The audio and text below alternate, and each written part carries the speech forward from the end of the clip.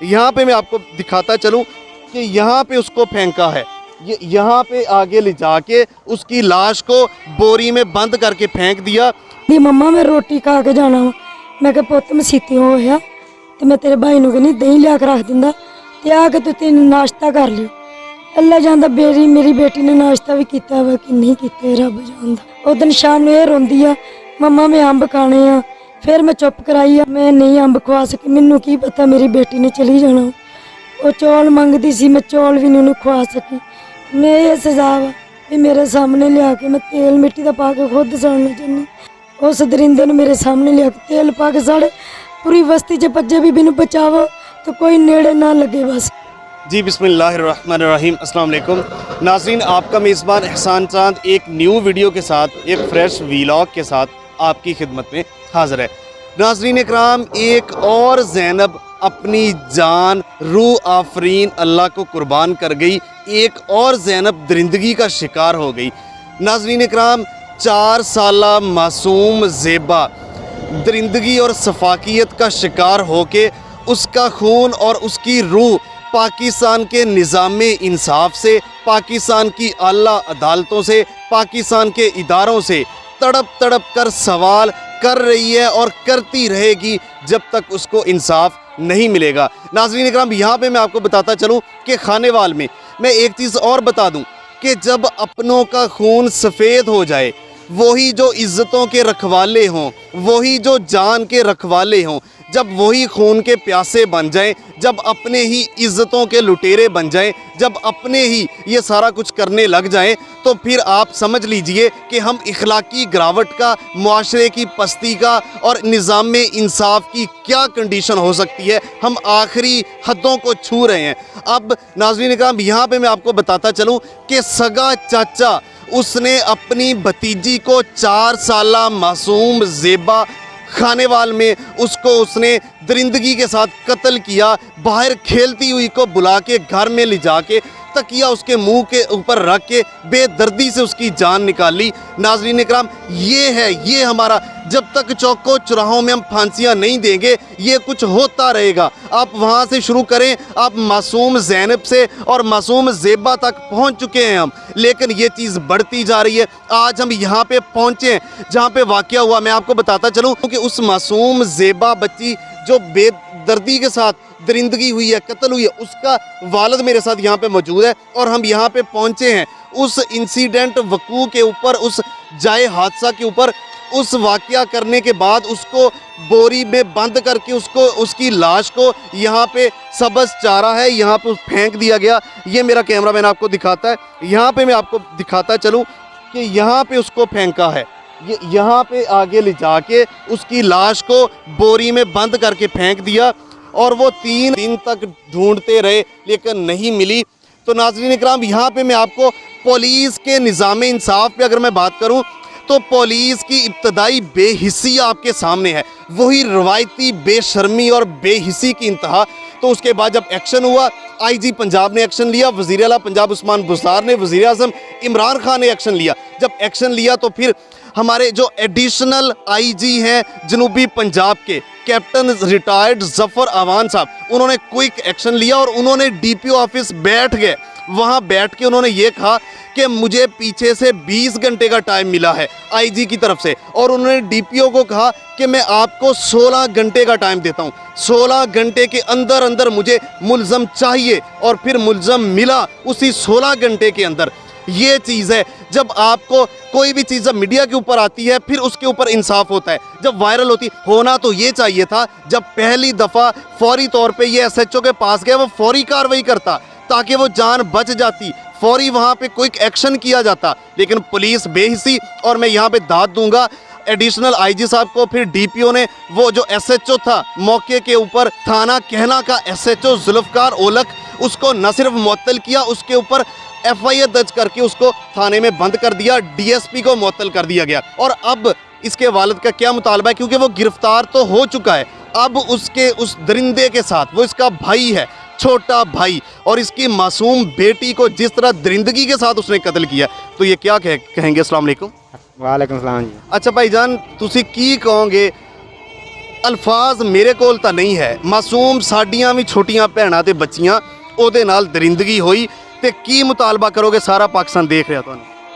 जी मेरा मुतालबा है जी, मेरी बच्ची ये मार दी गई है और उसकी लाश जब मिली थी गाल सड़ गई थी, कीड़ा चलने लगा था, बदबू आ रही थी। हमें अस्पताल पोस्टमार्टम के लिए पुलिस लेकर गई थी।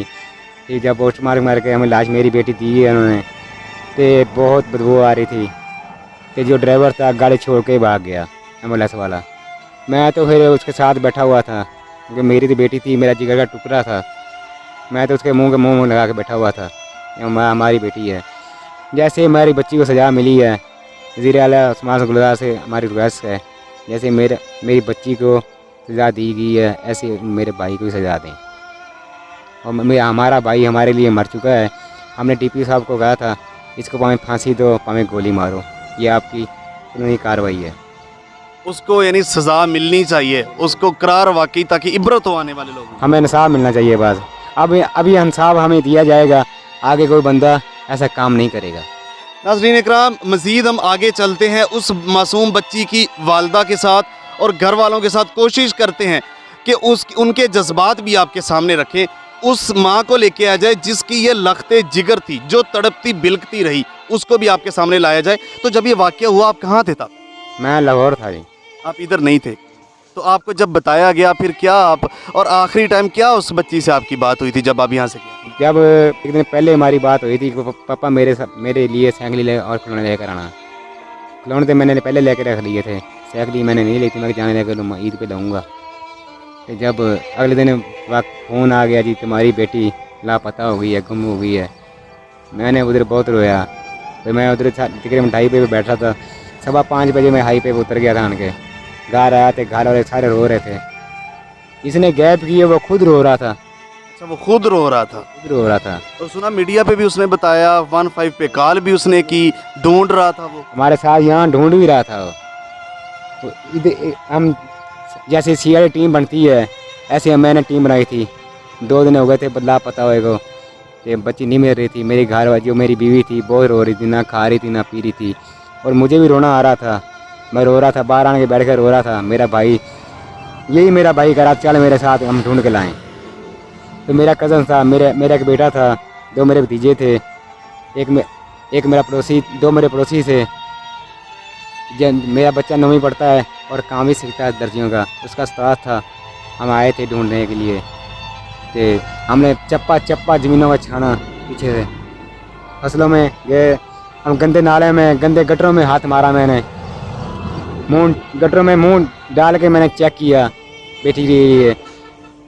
जहाँ इधर आए हमें ये हमें खबर ही नहीं थी कि हमारी बच्ची की लाश यहाँ पड़ी हुई है, और दरिंदे को पता हुआ था, हमें यहाँ लेकर आया था, यहाँ लाश। अच्छा, वो लेके भी खुद आया ढूंढते? और गट्टू को बताया भी उसने, हमें यह गट्टू पड़ा मिल के आ जाओ। अच्छा, बताया भी उसने? क्यों, इस पासे वो ही था, हम इसी तरफ वही दीवार में हम अगले पासे थे, इस पासे वो था, अगले पासे मेरा कज़न था।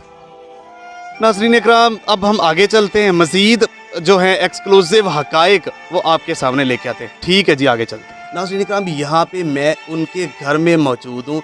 मेरे साथ 4 साला जो मासूम बच्ची ज़ेबा थी जिसका कत्ल हुआ है, उसकी वालदा मेरे साथ यहाँ पे मौजूद है, और उसके साथ साथ उस मासूम बच्ची की दादी अम्मी और दादा अबू भी मेरे साथ यहाँ पे मौजूद है। नाज़रीन इकराम, आइए सबसे पहले उनकी वालदा से हम चंद सवाल करते हैं। जी अस्सलाम वालेकुम। अच्छा बाजी, ਤੁਸੀਂ ਕਿੱਥੇ ਸੀ ਜਦੋਂ ਇਹ ਵਾਕਿਆ ਹੋਇਆ? ਤੁਸੀਂ ਉਦੋਂ ਖੁਦ ਕਿੱਥੇ ਸੀ? ਵੀ ਮੈਂ ਮਿਰਚਾਂ ਤੋੜਨ ਗਈ ਸੀ, ਮੈਂ ਘਰੇ ਨਹੀਂ ਸੀ, ਕਿ ਬੇਟੀ ਮੈਂ ਘਰੇ ਛੱਡ ਕੇ ਗਈ ਤੇ ਘਰੋਂ ਹੀ ਚੱਕੀ ਗਈ। ਅੱਛਾ, ਤੁਸੀਂ ਉਦੋਂ ਯਾਨੀ ਮਿਰਚਾਂ ਤੋੜਨ ਗਿਆ ਸੀ, ਘਰ ਨਹੀਂ ਹੈ ਸੀ। ਬਾਜੀ, ਜਦੋਂ ਤੁਸੀਂ ਹੈ ਨਹੀਂ ਸੀ ਇੱਥੇ, ਤੇ ਉਹ ਜਿਹੜੇ ਚੱਚਾ ਸੀ, ਉਹ ਜਦੋਂ ਤੁਸੀਂ ਗਏ ਆ ਉਹ ਵੀ ਘਰ ਹੀ ਸੀ? ਉਦੋਂ ਤਾਂ ਟੀਚਰਾਂ ਚੱਕਣ ਗਿਆ ਵਾ, ਜਦੋਂ ਅਸੀਂ ਟੀਚਰਾਂ ਨੂੰ ਕੌਣ, ਮਤਲਬ ਉਹ ਰਕਸ਼ਾ ਚਲਾਉਂਦੇ ਸੀ? ਹਾਂਜੀ, ਰਕਸ਼ਾ ਚਲਾਉਂਦੇ ਸੀ, ਟੀਚਰਾਂ ਚੱਕਣ ਚੱਲ ਜਾਂਦਾ ਵਾ, ਵੀ 7 ਵਜੇ ਨਿਕਲ ਜਾਂਦਾ ਕਿਸਮ ਦਾ। ਮੈਂ ਬੇਟੇ ਆਪਦੇ ਕੋਲ ਛੱਡ ਗਈ ਹਾਂ, ਤੇ ਉਹ TV ਵੇਖਦੇ ਬੈਠੇ ਆ। ਬੇਟਾ ਮੇਰਾ ਬਾਹਰ ਨਿਕਲਿਆ, ਉਹ ਕਹਿੰਦਾ ਮੈਂ ਦਰਵਾਜ਼ਾ ਲਾ ਕੇ ਗਿਆ ਹਾਂ, ਤੇ ਉਹ ਘਰੇ ਹੀ ਸੀ ਕਹਿੰਦਾ, ਤੇ ਘਰੋਂ ਹੀ ਬਸ ਚਕੀਜੀ ਹੈ। ਤੇ ਅਸੀਂ ਜਦੋਂ ਮਿਰਚ ਤੋਂ ਆਏ ਤੇ ਵੀ ਪੂਰੇ ਲੱਭ ਹਟੇ ਸੀ ਇੱਕ ਕਿਸਮ ਦੇ, ਤੇ ਨਹੀਂ ਲੱਭੀ, ਤੇ ਘਰੇ ਆਏ, ਕਹਿੰਦੇ ਘਰੇ ਵੇਖੋ ਵੀ ਅੰਮੀ ਘਰ ਵੇ। ਚਾਚਾ ਵੀ ਨਾਲ ਲੱਭ ਰਿਹਾ ਸੀ, ਉਹ ਜਿਹਨੇ ਕਤਲ ਕੀਤੀ? ਚਾਚਾ ਜਦੋਂ ਆਇਆ ਵਾ, ਜਦੋਂ ਮੈਂ ਆਈ ਉਦੋਂ ਹੈ ਨਹੀਂ ਸੀ, ਬਾਅਦ ਚ ਆ ਕੇ ਇਹ ਕਹਿੰਦਾ ਵਾ ਵੀ ਮੈਂ ਇਸ ਬੇਟੇ ਦੇ ਮਗਰ ਵੇਖੀ ਜਾਂਦੀ। ਅਸੀਂ ਵੀ ਯਕੀਨ ਕਰ ਲਿਆ ਵੀ ਸ਼ਾਇਦ ਜਾਈ ਹੋਗੀ, ਵੀ ਅੱਗੇ ਵੀ ਮਾਮੇ ਘਰ ਝੂਟੇ ਲੈਣ ਜਾਂਦੀ ਹੈ, ਵੀ ਅੱਜ ਵੀ ਗਈ ਚਲੀ ਹੋਗੀ। ਲੇਕਿਨ ਉਹ ਬੇਟਾ ਕਹਿੰਦਾ ਵਾ ਅੰਮੀ ਮੇਰੇ ਮਗਰ ਨਹੀਂ ਆਈ, ਮੈਂ ਦਰਵਾਜ਼ਾ ਲਾ ਕੇ ਘਰੇ ਛੱਡੀ ਹਾਂ ਤੇ ਘਰੋਂ ਹੀ ਪਤਾ ਨਹੀਂ ਕਿੱਧਰ ਗਾਇਬ ਹੋ ਗਈ। ਇਹ ਤਾਂ ਘਰੋਂ ਹੀ ਗਾਇਬ ਹੋਈ ਹੈ ਤੇ ਅੱਗੇ ਪਿੱਛੇ ਹੋ ਗਈ, ਚਾਚੇ ਨੇ ਮਾਰ ਛੱਡੀ ਬਸ। ਤਾਂ ਬਾਜੀ ਇਹ ਮੈਨੂੰ ਇਹ ਦੱਸੋ ਕਿ ਉਹ ਤੁਹਾਡੇ ਪਹਿਲੇ ਕਿੰਨੇ ਬੱਚੇ ਆ? ਸਾਡੇ 3 ਬੇਟੀਆਂ ਤੇ 2 ਬੇਟੇ ਸੀ। 3 ਬੇਟੀਆਂ ਤੇ 2। ਇਹ ਜਿਹੜੀ ਬੱਚੀ ਕਤਲ ਹੋਈ ਆ, ਦਰਿੰਦਗੀ ਹੋਈ, ਇਹਦਾ ਕਿਹੜਾ ਨੰਬਰ ਸੀ? ਇਹ ਸਭ ਤੋਂ ਛੋਟੀ ਸਭ ਤੋਂ ਛੋਟੀ ਸੀ ਜੀ, ਸਭ ਤੋਂ ਛੋਟੀ ਸੀ। ਅੱਛਾ, ਤੇ ਤੁਸੀਂ ਜਦੋਂ ਗਏ ਆ ਉਦੋਂ ਤੁਹਾਡਾ ਬੇਟਾ ਜਿਹੜਾ ਵੱਡਾ ਉਹ ਵੀ ਇੱਥੇ ਸੀ ਔਰ ਉਸ ਤੋਂ ਬਾਅਦ ਉਹ ਬੱਚੀ ਵੀ ਇੱਥੇ ਸੀ, ਤੁਸੀਂ ਮਿਰਚਾ ਤੋੜਨ ਚਲੇ ਗਏ, ਠੀਕ ਆ। ਜਦੋਂ ਤੁਸੀਂ ਵਾਪਸ ਆਏ ਆ ਉਦੋਂ ਇਹ ਲੱਭਦੇ ਪਏ ਸੀ, ਉਹ ਗੁੰਮ ਹੋ ਗਈ ਸੀ। ਹਾਂਜੀ, ਉਹ ਕਹਿੰਦੇ ਵੀ ਗੁੰਮ ਅੰਮੀ ਜ਼ੇਬਾ ਗਵਾਚ ਗਈ ਤੇ ਮੈਂ ਕਿਹਾ ਨਹੀਂ ਗਵਾਚੀ ਨਹੀਂ, ਵੀ ਚੱਲ ਕਿਸੇ ਦੇ ਘਰ ਹੋਊਗੀ। ਵੀ ਮੈਂ ਆਪ ਇਦਾਂ ਵੀ ਫਿਰਦੀ ਆਈ, ਇੱਧਰ ਵੀ ਗਲੀ ਫਿਰਦੀ, ਲੇਕਿਨ ਮੈਨੂੰ ਕਿਤੇ ਕੋਈ ਸੁਰਾਗ ਨਹੀਂ ਮਿਲਿਆ। ਤੇ ਘਰੋਂ ਆਈ ਆ, ਮੈਨੂੰ ਬੇਟੇ ਨੂੰ ਪੁੱਛਿਆ ਵੀ ਕੁੜੀ ਸੱਚੀ ਦੱਸੋ ਕਿੱਥੇ ਸੀ? ਕਹਿੰਦਾ ਅੰਮੀ ਮੈਂ ਤਾਂ ਘਰੇ ਛੱਡ ਕੇ ਗਿਆ, ਘਰੋਂ ਕੁੜੀ ਬਾਹਰ ਨਹੀਂ ਅੰਮੀ ਆਈ, ਘਰੋਂ ਬਾਹਰ ਨਹੀਂ ਗਈ। ਅਸੀਂ ਇੱਥੇ ਯਕੀਨ ਨਹੀਂ ਕੀਤਾ, ਇਹ ਵੀ ਸਾਰੇ ਲੱਭੇ, ਦੱਸਿਆ ਵਾ, ਪੁੱਛਿਆ ਵਾ, ਮਦਦ ਵੀ ਮੰਗੀ ਹੈ, ਇਨਸਾਫ ਚਾਹੀਦਾ, ਭਾਵੇਂ ਘਰੋਂ ਚ ਨਿਕਲਿਆ ਤੇ ਭਾਵੇਂ ਬਾਹਰੋਂ ਨਿਕਲੇ, ਸਾਨੂੰ ਤਾਂ ਇਨਸਾਫ ਆ।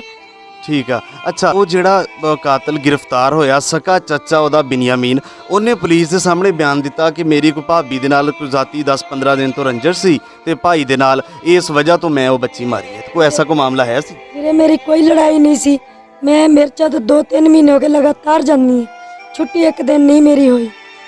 ਇਹਨਾਂ ਦੋ ਜੀਆਂ ਦੀ ਆਪਸ ਵਿੱਚ ਲੜਾਈ ਹੋਈ ਸੀ, ਉਹ ਅਸੀਂ ਕਿਹਾ ਸੀ ਵੀ ਭਾਈਆ ਨਾ ਮਾਰਿਆ ਕਰੋ, ਤੁਸੀਂ ਦੋਨੇ ਜੀ ਸਲੂਕ ਕਰੋ। ਬਸ ਮੇਰਾ ਇੰਨੀ ਕੀ ਗੱਲ ਤੋਂ ਮੈਂ ਇਹਨੂੰ ਕਿਹਾ, ਮੈਂ ਇਹਨਾਂ ਦੇ ਘਰ ਨਹੀਂ ਗਈ। ਅਸੀਂ ਇਹਨੂੰ ਇਹ ਕਿਹਾ ਵੀ ਅੰਮੀ ਜਾ ਕੇ ਲਿਆ ਕੇ ਤੈਨੂੰ ਦੇ ਦੇਗੀ। ਸਾਨੂੰ ਨਹੀਂ ਪਤਾ ਵੀ ਉਸ ਗੱਲ ਤੋਂ ਦੁਸ਼ਮਣੀ ਕੱਢੀ ਸਾਡੇ ਨਾਲ। ਅਸੀਂ ਕੋਈ ਲੜਾਈ ਨਹੀਂ ਕੀਤੀ, ਸਾਡਾ ਕੋਈ ਇਹਨਾਂ ਨਾਲ ਬਹਿਸ ਨਹੀਂ ਹੋਈ, ਕੋਈ ਇਹਨਾਂ ਦਾ ਮੈਂ ਇੱਦਾਂ ਦਾ ਜ਼ਾਤੀ ਜ਼ੁਲਮ ਨਹੀਂ ਇਹਨਾਂ ਨਾਲ ਕੀਤਾ, ਨਾ ਕੋਈ ਮੇਰੀ ਲੜਾਈ ਇਹਨਾਂ ਦੇ ਨਾਲ।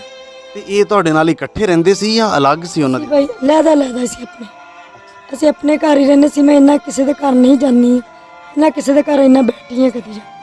ਬਾਹਰੋਂ ਆਈ, ਇਹਨਾਂ ਨੂੰ ਰੋਟੀ ਪਕਾ ਕੇ ਦਿੱਤੀ ਆ ਆਪਣੇ ਬੱਚਿਆਂ ਨੂੰ, ਤੇ ਇਹਨਾਂ ਨੂੰ ਇਹੀ ਮੇਰਾ ਗੁਜ਼ਾਰਿਸ਼ ਹੁੰਦੀ ਸੀ ਪੈ ਕੇ ਸੌਂ ਜਾਓ, ਸ਼ਾਮ ਨੂੰ ਉੱਠਣਾ ਮੈਂ ਕਿ ਮਸੀਤੇ ਪੜ੍ਹਿਆ ਵਾ, ਫਿਰ ਨੂੰ ਜਾਂਦੀ ਨਾਸ਼ਤਾ ਬਣਾ ਕੇ ਆ ਜਾਂਦੀ ਸੀ।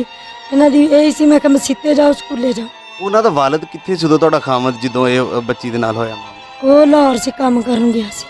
ਅੱਛਾ, ਲਾਹੌਰ ਕੰਮ ਕਰਨ ਗਿਆ। ਜਦੋਂ ਮੇਰੇ ਵਾਸਤੇ ਬਾਹਰ ਗੱਲ ਹੋ ਗਈ ਸਾਡੇ ਟੱਬਰ ਪੂਰੇ ਤੋਂ, ਤੇ ਅਸੀਂ ਇਹਨਾਂ ਨੂੰ ਫਿਰ ਫੋਨ ਕੀਤਾ ਵੀ ਘਰੇ ਆ ਜਾਓ, ਵੀ ਸਾਡੀ ਬੇਟੀ ਨਹੀਂ ਲੱਭਣ ਦੀ। ਅਸੀਂ ਪੂਰਾ ਟੱਬਰ, ਤੁਹਾਨੂੰ ਪਹਿਲੇ ਕਦੀ ਸ਼ੱਕ ਹੋਇਆ ਸੀ ਉਸ ਚਾਚੇ ਤੇ ਕਿ ਉਹ ਐਵੇਂ ਦਾ ਕੰਮ ਕਰ ਸਕਦਾ?